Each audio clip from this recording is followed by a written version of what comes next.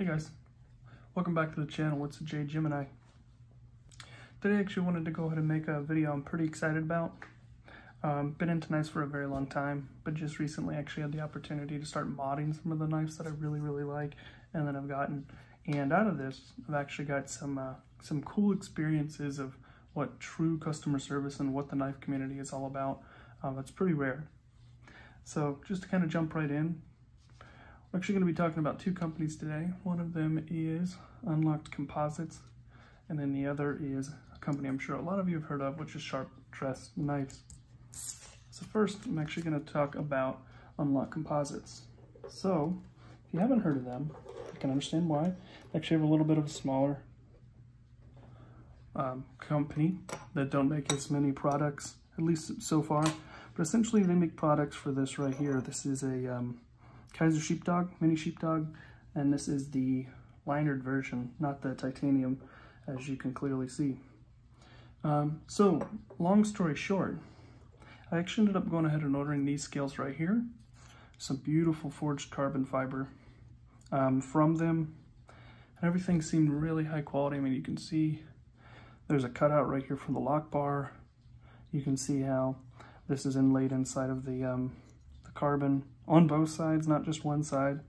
Everything's machined to perfection. So when I got them on the knife and I put them on and I cranked down the pivot all the way, lo and behold, what I ended up finding out is that the pivot actually bottomed out, wouldn't go any further, and there was blade play. So that was a big issue. I contacted them, basically asked them to get a return, and then that was that. What I got in return instead was kind of surprising. These are the original scales. These are the replacements. Hope that it's coming across here, but one is definitely thicker than the other. He not only immediately knew what was going on, contacted me and said, hey, essentially there are go and no-go batches as far as the tolerances. So a no-go may have accidentally ended up going ahead and getting out, which is absolutely unacceptable. So not only am I going to give you a refund as you requested, but I'm going to send you a pair of scales. Now that's just it's just unheard of, to be honest. It's something that, you know, I would just appreciate. Hey, you installed the scales, but they didn't work, so we're still going to return them even though they're installed. I would have been fine with that, but to not only refund them but also send me them anyways is just completely unexpected and really shows a level of confidence in the product and just pure class as far as, you know, going ahead and standing behind your stuff and making sure that, you know, you're making a good product and everything like that. So we're going to install them, see how they actually line up, because I haven't even got these on yet. See how everything lines up here.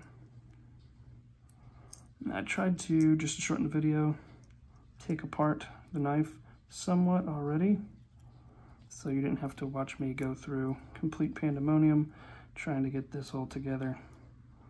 And of course, I have Loctite on my fingers because I did that beforehand, so everything is super duper slippery. Now, if you're watching this and you're interested in getting some scales, beware with the Kaiser that it is not D-shaped in the standoffs. So essentially, what that means is that you're going to have a fun time trying to get everything aligned. And also, another thing about Kaiser, if you're not aware, is that they have very soft screws. So, gosh, you have to really be careful about them stripping out. Just not fun. What I'm doing is I'm just applying a lot of pressure back so these spacers won't turn, and hopefully I can get everything tightened up without having to use the 2-screw method, which it looks like I might have to on this one. So I'm going to get started. Now there is a D-shaped pivot, luckily enough, on the liner, the non-lock side liner, which is great. Got everything pre-lubricated so we don't have to go through that mess. Because, I mean, Most of you have seen how a knife goes together. The main star of the show is, of course, the scales that we're talking about today. So here is the top scale. Okay, and I'm going to put in these screws. One of these guys is really annoyingly stripped. Well, was starting to strip, that is.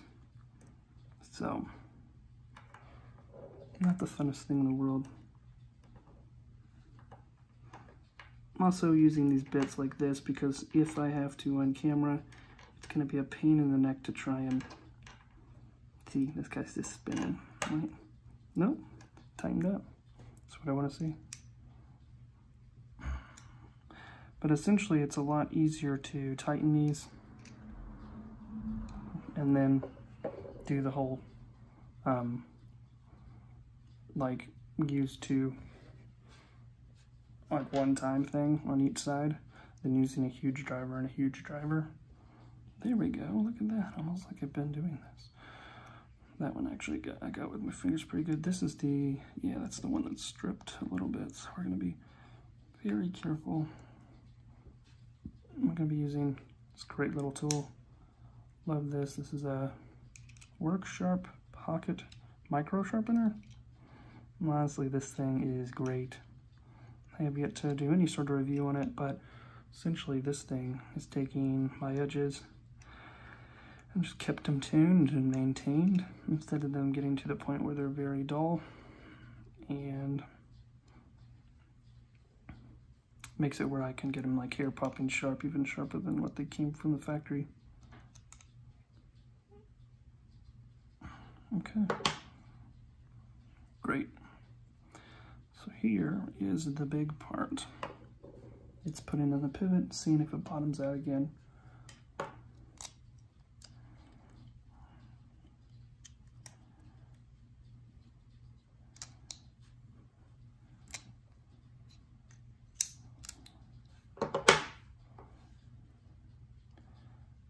Let me see.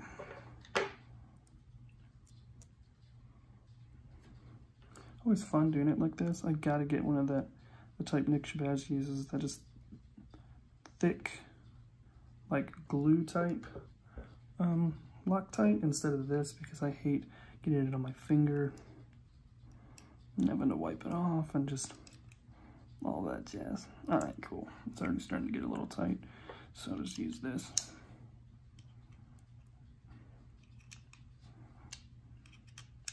I do have a Weehaw driver, which honestly should have had prepared for this part, but it's not the end of the world. We'll just crank away. Okay. That's why I had to stop. Let's put that spacer on, that collar. Oh, now you want to move freely. All right.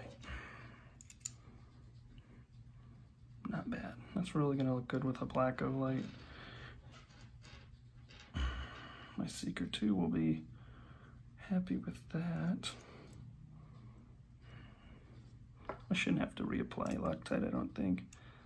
It's down in there.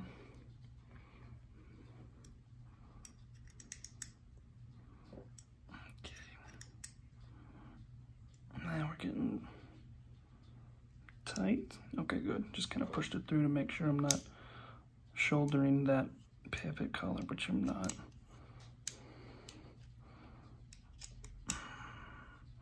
Here's literally the worst part about doing this in living color is the hole. And essentially when I do bearings, the way I at least get it up the best action possible that I think really helps is just relieving tension from the lock bar and then shaking the knife back and forth. And that makes sure that you're taking a third variable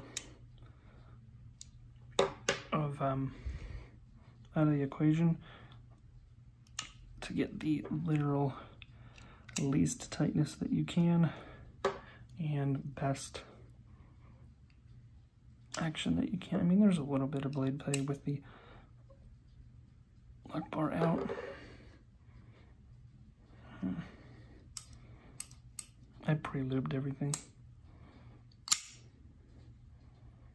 Okay. Blade plays back by flipping it. So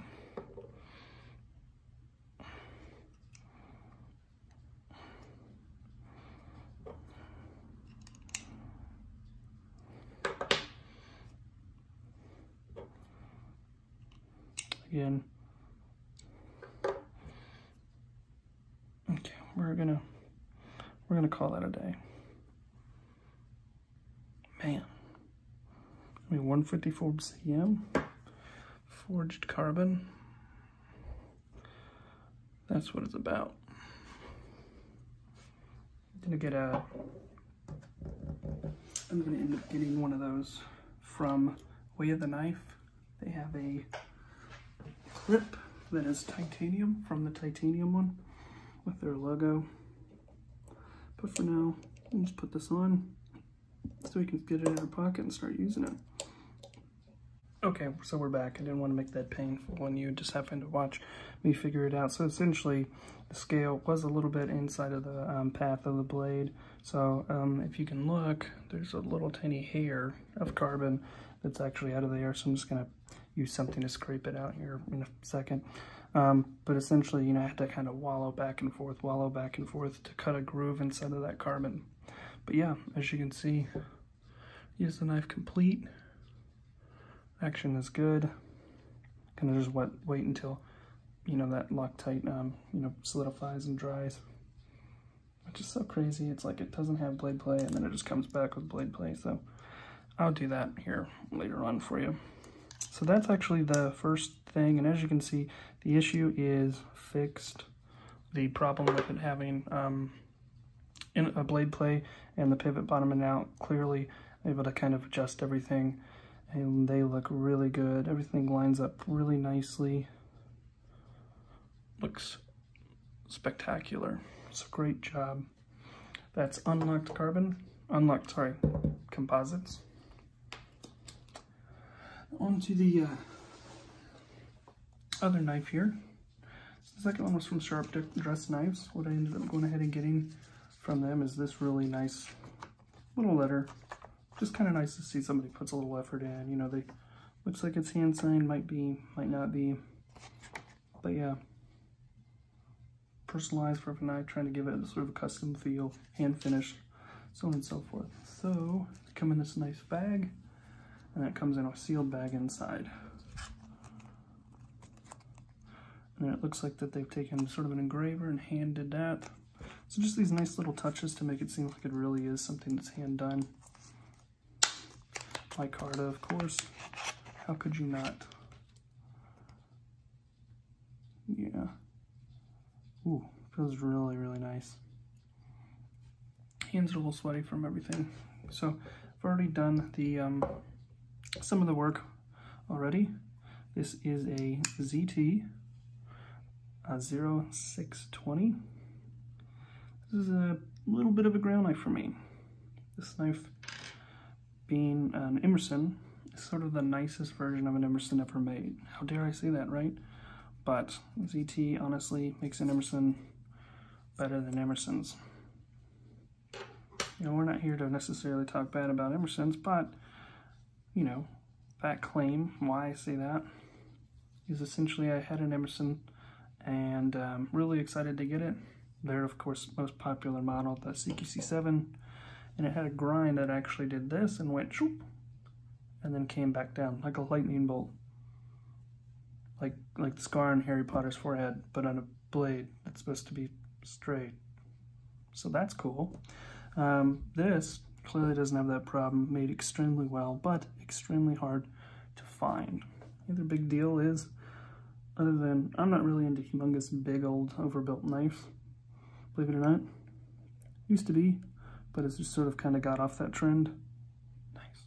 But what I do really like about this knife is it's actually my son's namesake knife, Emerson.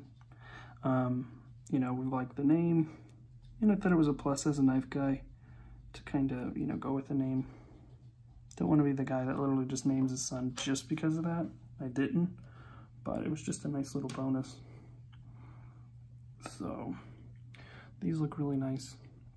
And that's another thing, you know, when going ahead and modifying a knife and taking away the components that is supposed to be from the factory, it's something that you kind of learn by modifying them, that essentially there may be some things you run into that you didn't expect, and you kind of have to roll with the punches. I actually ended up getting a bug out scales that were aluminum, really high quality. You can tell they're quality, they're not low quality or anything like that.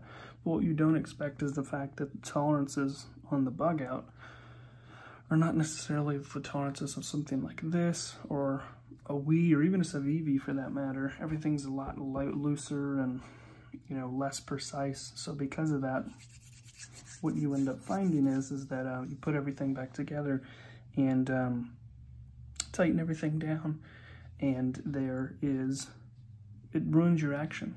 Even if you back the pivot out and you can literally push the pivot back and forth, the action is completely ruined on the knife. Wanted to just clean up the pivot a little bit.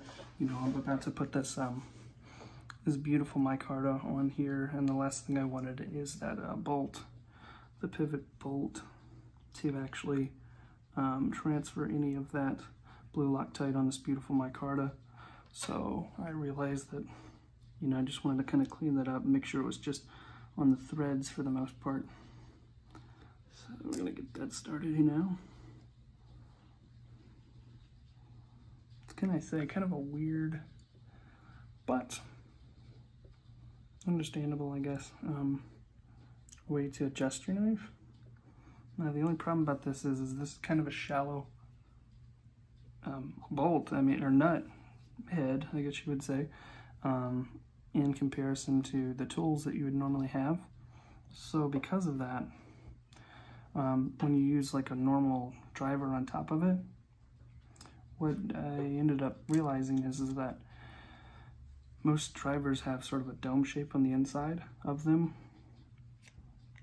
so it doesn't really clear. So instead, although it may look a little silly, I'm going to use this because it's completely flat instead of having that matching dome piece. And I've pre-Loctited these, so hopefully they're not super duper wet.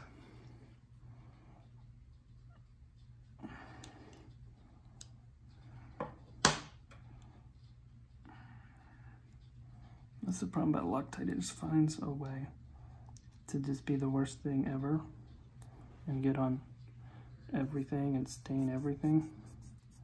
So even if you try and keep whatever you're working on super duper clean, it just like absorbs into your sweat and becomes a part of the human anatomy. It's the worst stuff ever.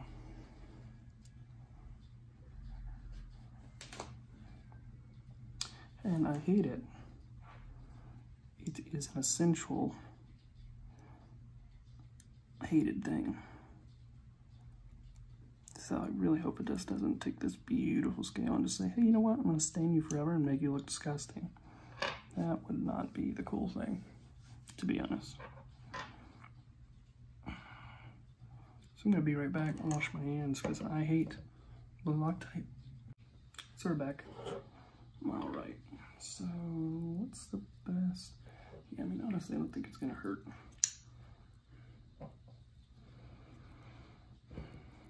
Tighten these guys down. There we go. There we go. I mean, it doesn't have to be insane, right? Great. Now, I'm just going to finish up on this. Don't want to scratch anything. So we're going to slow and steady. Again, removing, yeah, there's a little bit of blade play. Now with this, unlike another, you know, a little bit of a more fun use knife, this has to be, I mean, like insanely rock solid. This is what this knife's all about, is zero blade play. Jeez, that's so much better than it came out to be. This knife was like really tight from the factory. And the cool thing with using an odd tool like this, you can see every bit of the movement. So even though it might seem a little silly to use something like this or like this, I find that you're able to see it move. Instead of it being cylindrical and you really can't tell how much you turn it, you can literally see it go like that. So that's really nice. Okay.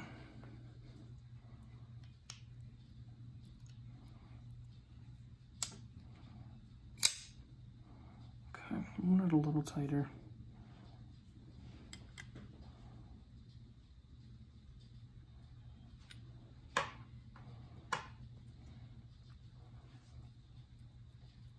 I mean, that's about.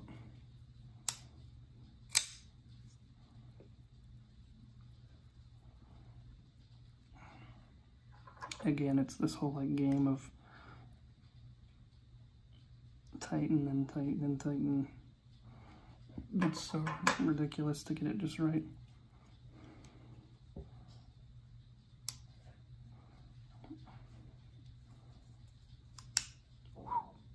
That honestly feels smooth as a Sabenza.